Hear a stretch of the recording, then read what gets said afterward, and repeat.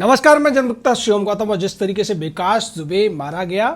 और उसके गैंग ने जो आतंक मचाया हुआ था कानपुर में, उसके बाद उसके तमाम कच्चे चिट्ठे खुलकर अब सामने आ रहे हैं। वो हकीकत भी सामने आ रही है किस वजह से जो सीईओ थे डीएसपी देवेंद्र मिश्रा, उनके साथ दुश्मनी थी विकास दुबे की, और किस तरीके से विकास दुबे ने अपना साम्राज्य खड़ा किया था। सैकड़ों करोड़ की संपत्तियां उसने बनाई थी और उसकी जो ज़मीनें थी, उसकी जो संपत्ति थी, वो भारत से लेकर दुबई तक और दुबई से लेकर थाईलैंड तक फैली हुई थी। विकास दुबे को लेकर ईडी ने अब जांच शुरू कर दी है और तमाम जांच में ये सामने आ रहा है कि किस तरीके से उसने मोटी रकम कमाई थी और नोटबंदी के दौरान उसने 50 करोड़ रुपए की संपत्तियां भी खरीदी थी। ये भी एक बहुत बड़ा जांच का विषय है, क्योंकि 50 करोड़ की जब संपत्ति विकास दुबे ने खरीदी थी, उस समय उत्तर प्रदेश में मुलायम सिंह के बेटे टीपू उर्फ अखिलेश यादव की ही सरकार थी। इसके अलावा उसने 12 प्रॉपर्टी, 6 फ्लैट भी ले रखे थे। एक उसका जो बंगला है लखनऊ का अभी खरीदा था उसने, 23 करोड़ रुपए उसकी कीमत है। और दुबई और जो थाईलैंड में उसकी संपत्तियां हैं उनकी कीमत 30 से 40 करोड़ के बीच है। उसके अलावा इसने करीब 6.5 करोड़ रुपए जय वाजपेयी नाम के उस व्यक्ति को भी दे रखे थे, जिसकी 3 गाड़ियां पकड़ी गई थी। दरअसल इसने वो 6.5 करोड़ रुपए उसे 2% ब्याज पर दे रखे हैं, जिसे मार्केट में जय वाजपेयी ने 5% पर उठा रखा है, यानी कि सीधे तौर पर 3% का कमाई जय वाजपेयी की है। उसके अलावा एक और चौंकाने वाला खुलासा हुआ कि विकास दुबे को एक फॉर्च्यूनर गिफ्ट की गई थी, और ये गिफ्ट की थी कानपुर के एक बहुत बड़े व्यवसायी ने, जिसका नाम मीडिया अभी खोल नहीं रहा है, लेकिन जहाँ तक बात है वो मुरली बाबू की तरफ जाती है, जो कि घड़ी जो साबुन और डिटर्जेंट आता है उसके मालिक हैं। और ये उन्होंने क्यों दिया था, आप समझ सकते हैं कि ये इतना बड़ा चौथ वसूलने वाला गुंडा बन चुका था कि वो ऐसे बड़े व्यापारियों से भी पैसा वसूला करता था। उसके अलावा मनी लॉन्ड्रिंग के भी मामले अब इस पर खुलासे होते जा रहे हैं कि ये मनी लॉन्ड्रिंग भी किया करता था, ब्लैक से वाइट करने का, या जो बड़े बड़े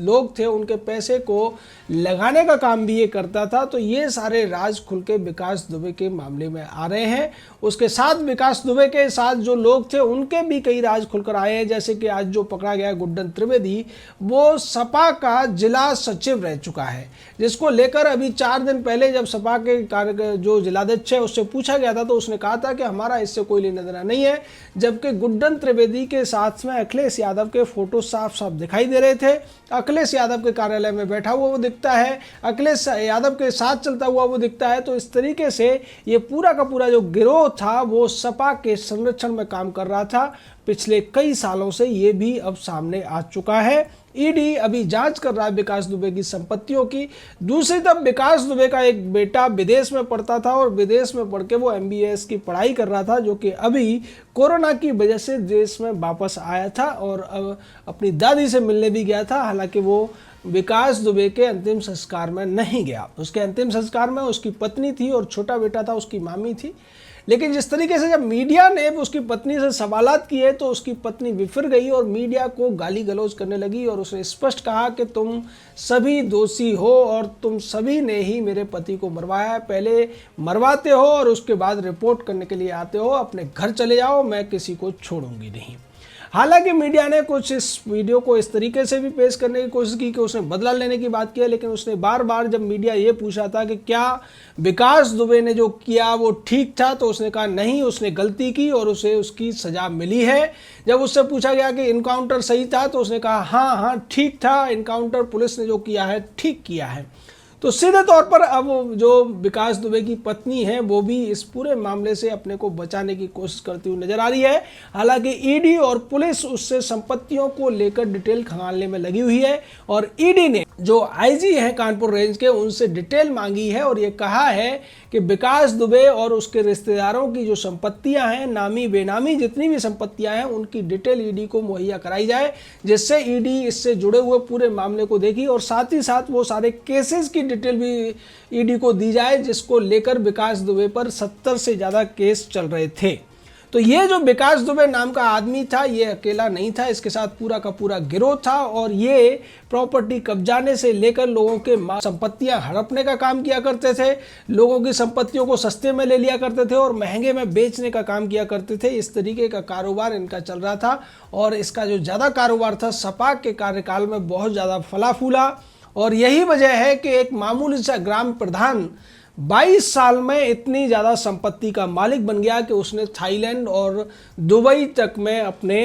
संपत्तियां बना ली और 23 करोड़ का बंगला लखनऊ में खरीद लिया। इसके पीछे की कहानी भी आती है कि जब देवेंद्र मिश्र एक सिपाही हुआ करते थे और तत्कालीन हरिमोहन यादव नाम के एक दरोगा थे, उनसे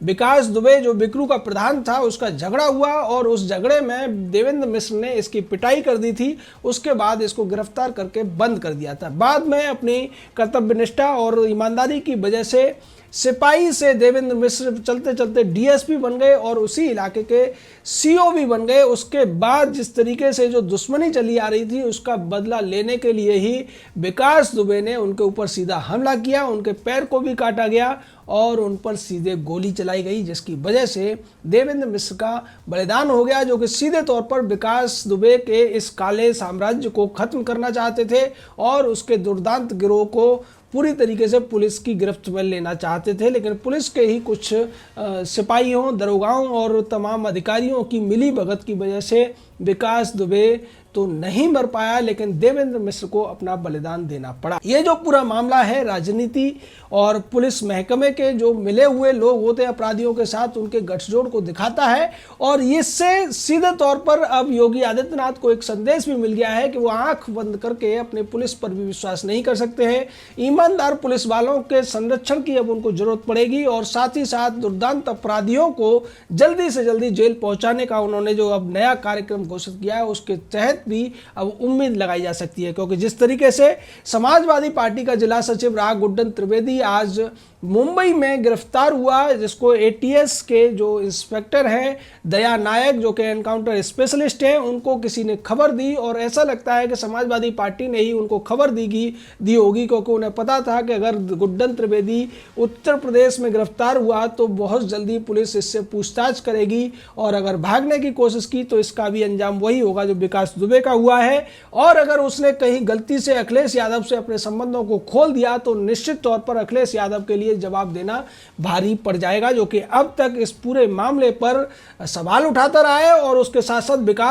विकास दुबे को भी अखिलेश यादव ने निर्दोष बता दिया था। तो यह पूरा मामला खुलते हुए अब समाजवादी पार्टी की तरफ जा रहा है। समाजवादी पार्टी पहले पल्ला झाड़ रही थी, लेकिन जिस तरीके से गुड्डन त्रिवेदी की फेसबुक से लेकर तमाम जो सोशल मीडिया से लेकर अखबारों में जो कटिंग मिली है उसमें स्पष्ट है कि गुड्डन त्रिवेदी जो कि कुख्यात हत्यारा था और शार्प शूटर के तौर पर काम करता था विकास दुबे के लिए, और इसकी जो दोस्ती थी तो 20 साल पुरानी थी, क्योंकि संतोष शुक्ला के हत्याकांड में भी ये विकास दुबे के साथ शामिल था। ऐसे व्यक्ति के संबंध सीधे तौर पर समाजवादी पार्टी के साथ है, सीधे तौर पर अखिलेश यादव के साथ है। तो आप समझ सकते हैं कि ये राजनीति और गुंडागर्दी का जो गठजोड़ है इसने कितना नुकसान उत्तर प्रदेश को पहुंचाया, जिसकी बिना पर विकास दुबे ने सैकड़ों करोड़ की संपत्तियां बना ली, वो लोगों से वसूली करने लगा, उनकी संपत्तियां छीनने लगा और उसके साथ साथ मनी लॉन्ड्रिंग में भी लिप्त रहा, जिसकी जांच अब ईडी कर रहा है। निश्चित तौर पर यह पूरा मामला अब अपने समापन की तरफ है, क्योंकि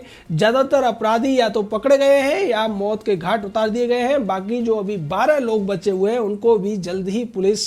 गिरफ्तार कर लेगी, या फिर वो गिरफ्तारी के डर से गुड्डन त्रिवेदी की तरह से कहीं न कहीं सरेंडर करते हुए या दूसरे राज्य की पुलिस के हाथों पकड़े जाएंगे।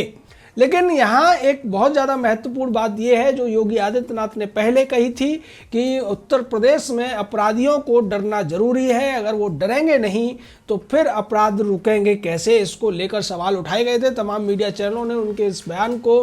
आलोचना की थी और ये कहा था कि वो सीधे तौर पर एनकाउंटर का समर्थन करते हैं। उन्होंने स्पष्ट कर दिया था कि हम एनकाउंटर के पक्ष में नहीं हैं, लेकिन अगर अपराधी पुलिस पर गोली चलाएंगे, माँ बहन बेटियों की इज्जत पर हाथ डालेंगे तो निश्चित तौर पर पुलिस की गोली भी चलेगी। और वही होता दिख रहा है। आज उत्तर प्रदेश में जितने भी स्ट्रीट शीटर हैं वो सहमे हुए हैं, वो जमानतें कैंसिल करा रहे हैं अपनी, और जल्दी से जल्दी वो जेल के अंदर जाना चाहते हैं, क्योंकि उन्हें पता है कि अगर कहीं अपराध करते हुए मिलेंगे तो फिर पुलिस उन्हें हाथ हाथ जोड़कर नहीं पकड़ेगी बल्कि उनको उनकी भाषा में जवाब भी दिया जाएगा। तो ये सारी चीज़ें आज उत्तर प्रदेश के लिए अच्छा है, क्योंकि जब मायावती का राज रहा हो तब थोड़ी बहुत गनीमत थी, लेकिन जिस तरीके से सपा के राज में, चाहे वो मुलायम का रहा हो या फिर उसके बेटे टीपू का, इतनी ज़्यादा गुंडागर्दी थी, इतनी ज़्यादा इन अपराधियों को संरक्षण मिला हुआ था कि एक से एक बड़े बड़े गैंगस्टर हुआ करते थे। निर्भय गुजर को संरक्षण मुलायम सिंह ने दिया था, तो विकास दुबे और दूसरे अतीक अहमद, मुख्तार अंसारी या दूसरे इसी तरीके के आजम खान टाइप के, जो इन सभी जमीन चोरों और इस तरीके के अपराधियों का अब उत्तर प्रदेश में लगभग खात्मा होने की तरफ जा रहा है, क्योंकि जिस तरीके से ये डरे हुए हैं। और एक कहावत है, पुरानी कहावत है कि दुर्जनस्य दंडम सुजनस्य पूजा, ये जब होता है तभी किसी सरकार को हम सफल कह सकते हैं। और जिस तरीके से आज उत्तर प्रदेश में अपराधी डर रहे हैं, आम जनता खुश हो रही है, उससे उम्मीद की जा सकती है कि योगी आदित्यनाथ के शासन में उत्तर प्रदेश अब अपराध मुक्त हो जाएगा। जय हिंद, जय भारत।